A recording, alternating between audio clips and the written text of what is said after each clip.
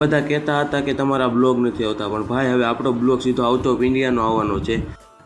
પછી આવી ગયા વિમાન ઉડવાની જગ્યાએ અને આવી ગયું આપણું વિમાન ને આ હતા આપણા લગેજ લઈને આવી ગયા પ્લેનમાં નહોત મજા આવતી તો આવી જાય કેબિનમાં.